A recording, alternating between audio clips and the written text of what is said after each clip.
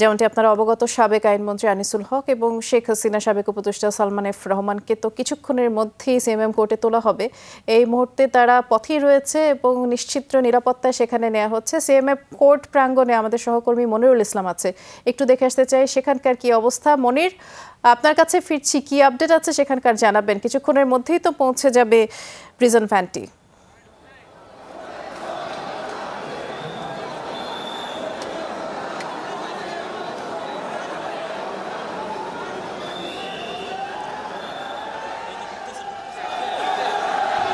মনির, শুনতে পাচ্ছেন নিশ্চয়ই? আমরা দেখতে পাচ্ছি খুব সম্ভবত আদালত প্রাঙ্গণে পৌঁছে গেছে প্রিজন ভ্যানটি। আপনার কাছে ফিরছি, আপনার কাছে কি আপডেট আছে জানাবেন।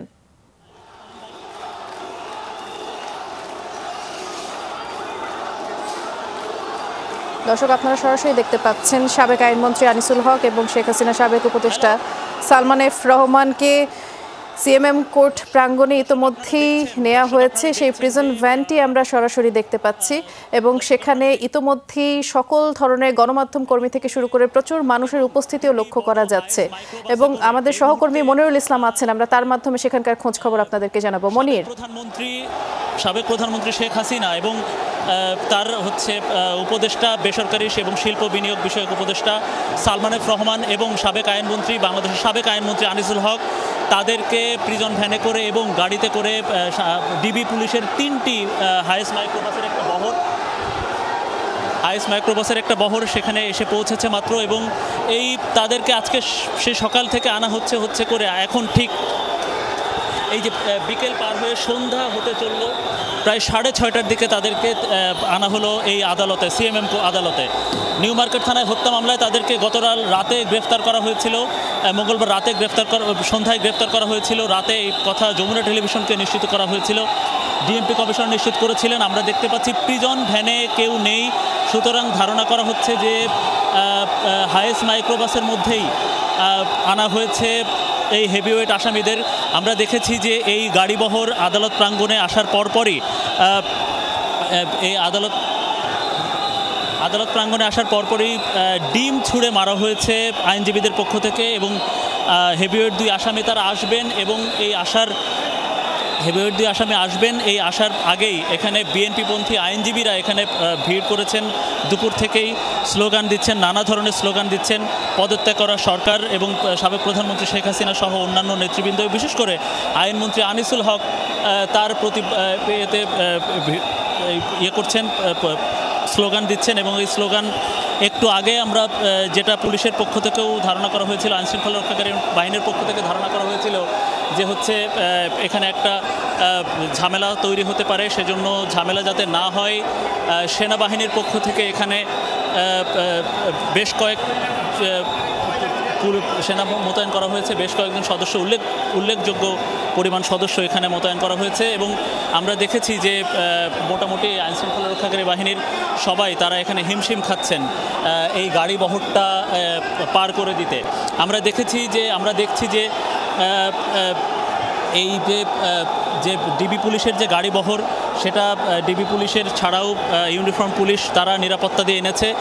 কড়া নিরাপত্তা থাকলেও এখানে কড়া নিরাপত্তার মধ্যেই এখানে বেশ শত শত বিএনপিপন্থী আইনজীবী তারা এখানে ভিড় করছেন, তারা বিভিন্ন স্লোগান দিচ্ছেন। আমরা যতদূর জানতে পেরেছি ডিবি পুলিশ মারফত বা ডিবি পুলিশের সূত্রে যতদূর জানতে পেরেছি যে হত্যা মামলায় এই যে হেভিওয়েট 2 আসামি সালমান ফজলুর রহমান এবং সাবেক আইনমন্ত্রী আনিসুল হক তাদেরকে 10 দিনের রিমান্ড চাওয়া হবে। ইতিমধ্যে আদালতের এজলাস প্রস্তুত করা হয়েছে। আদালতের আজকে এই সিএমএম আদালতের 28 নম্বর কক্ষে বিচারক অতিরিক্ত মেট্রোপলিটন ম্যাজিস্ট্রেট মামুনুর রশিদ তার আদালতে এই আইনজীবীদের মাধ্যমে তোলা হবে, আসামিদের তোলা হবে। আপনারা দেখছেন যে গারদে এই সিএমএম আদালতের যে গারদ আছে নির্দিষ্ট, সেই গারদের মধ্যে আসামিদের নিয়ে যাওয়া হয়েছে নিরাপত্তার জন্য। তাদেরকে আসলে রিমান্ডে যখন আসামিদেরকে নেওয়া হয় তখন আসলে এই আনুষ্ঠানিকতাটা এটাই, যে আইনশৃঙ্খলা রক্ষাকারী বাহিনী বা নির্দিষ্ট যে বাহিনী যাদের কাছে আটক থাকে তাদের কাছ থেকে একটা গাড়িবহর আসে বা গাড়ি এসে গারদে রাখা হয়, পরবর্তীতে তাদেরকে হেঁটে আদালতে তোলা হয়। যেহেতু রিমান্ড শুনানি হওয়ার কথা, সুতরাং সেখানে রিমান্ড শুনানি হলে এজলাসের মধ্যে আসামি থাকা বাধ্যতামূলক, সুতরাং তাদেরকে আজকে আদালতে এই এজলাসের মধ্যে তোলা হবে।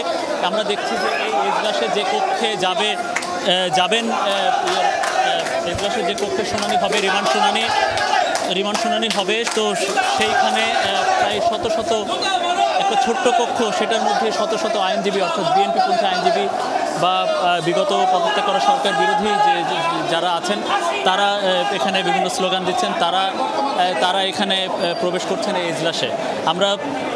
আমরা আবারও একটু দেখাতে চাই যে আদালতের সামনের অবস্থা। নিউ মার্কেট থানার যে আমরা জানি যে 16 জুলাই দায়ের হওয়া নিউ মার্কেট থানায় হত্যা মামলায় সেখানে তাদেরকে এই হেভিওয়েট 2 আসামিকে গ্রেফতার দেখানো হয়েছে এবং আজকে মোটামুটি দিনভর একটা জল্পনা কল্পনা ছিল যে আসলে যে কিভাবে তাদেরকে আদালতে আনা হবে, তাদের নিরাপত্তা কি হবে, যেহেতু এখানে এই আওয়ামী লীগের বিরোধী যারা বা বিগত ক্ষমতাসীন দল যারা ছিল, সরকার যারা ছিল, তাদের বিরোধী যারা, তাদের আইনজীবীরা বা তাদের সমর্থকরা, নেতাকর্মীরা ফুঁসে আছে বা বিক্ষুব্ধ হয়ে আছে। বৈষম্য বিরোধী ছাত্র আন্দোলনের প্রেক্ষিতেও বিগত সরকারের পদত্যাগ করায় সরকারের বিভিন্ন নেতৃবৃন্দ বা এই যে যারা গ্রেফতার হলো তাদের ব্যাপারে ক্ষোভে ফুঁসে আছে, বিক্ষুব্ধ আছে। সুতরাং তাদের নিরাপত্তা একটা বড় ধরনের শঙ্কা ছিল বা তাদের নিরাপত্তা নিয়ে একটা চিন্তার বিষয় ছিল আইনশৃঙ্খলা রক্ষাকারী বাহিনীর।